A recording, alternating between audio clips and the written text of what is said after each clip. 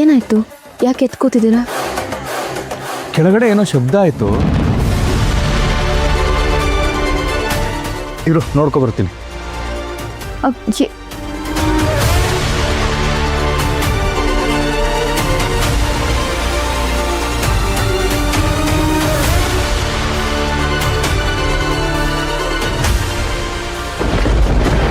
ಏಯ್, ಯಾರೋ ನೀನು?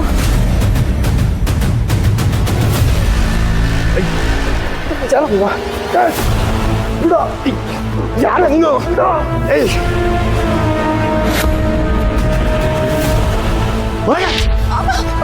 ಏಯ್, ನಿಂತ್ಕೊಳ್ಳೋ. ಅಯ್ಯೋ ದೇವ್ರೆ, ಇವನು ಹಿಂಗೆ ಒಳಗಡೆ ಬಂದ? ಲಕ್ಷ್ಮಿ, ಏನಾಯ್ತಮ್ಮ? ಅಮ್ಮ, ಅವನು ಯಾರು? ಕಳ್ಳಮ್ಮ, ಕಳ್ಳ.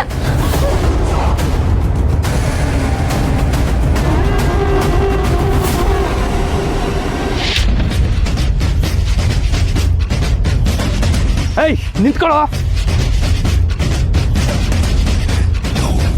ಏಯ್, ಇದೆಯೋ ಕೆಳಗಡೆ? ಬಿಡೋ, ಇದೆಯೋ ಕೆಳಗಡೆ? ಬಿಡೋ, ಇದೆಯೋ? ಇದೆಯೋ ಕೆಳಗೆ? ಏನು ಅಂದ್ರೆ? ಬಿಟ್ಬಿಡಿ, ಬೇಡ ಬಿಡಿ. ಇವತ್ತು ಬಿಟ್ಟರೆ ನಾವು ಕೆಟ್ವಿ. ಇದೆಯೋ ಕೆಳಗಡೆ? ಇದೆಯೋ ಕೆಳಗೆ?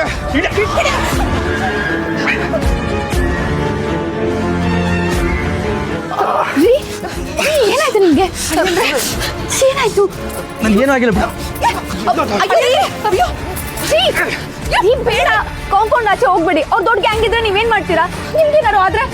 ಹೌದು ಅಳಿ ಅಂದ್ರೆ ಲಕ್ಷ್ಮಿ ಹೇಳ್ತಾ ಇರೋದು ಸರಿಯಾಗೇ ಇದೆ. ಅಕಸ್ಮಾತ್ ನಿಮ್ಗೆ ಏನಾದ್ರು ಆದ್ರೆ ದಯವಿಟ್ಟು ಒಳಗಡೆಗೆ ಬನ್ನಿ. ಬೇಡ ರೀ.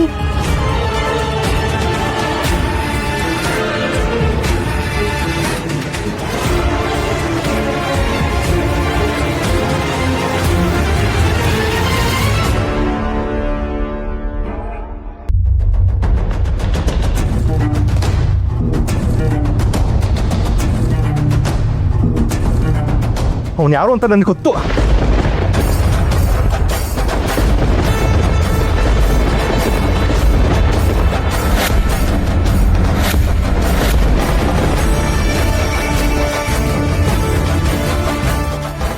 ಅವನು ನಿಮ್ಗೆ ಗೊತ್ತು? ನಾನು ನಿಂಗೆ ಅವತ್ತು ಹೇಳಿದ್ನಲ್ಲ, 2 ವರ್ಷದಿಂದ ನಮ್ಮ ಬ್ಯಾಂಕಿಗೆ ಒಬ್ಬ ಕಳ್ಳ ನುಗ್ಗಿದ್ದ, ನಾನೇ ಅವ್ನು ಹಿಡಿದು ಪೊಲೀಸಿಗೆ ಒಪ್ಪಿಸಿದ್ದೆ ಅಂತ. ಅದು ಇವನೇ.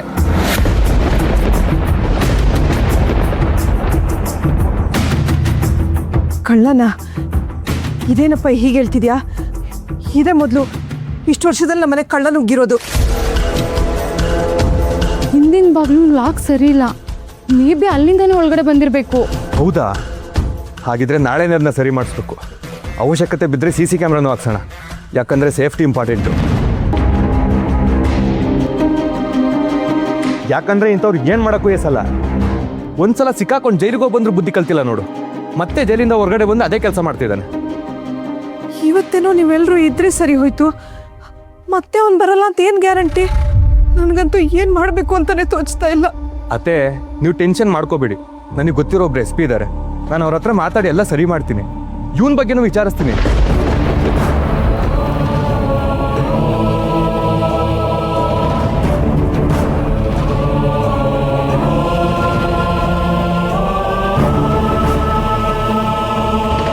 ಆಲ್ರೆಡಿ ಲೇಟ್ ಆಯಿತು.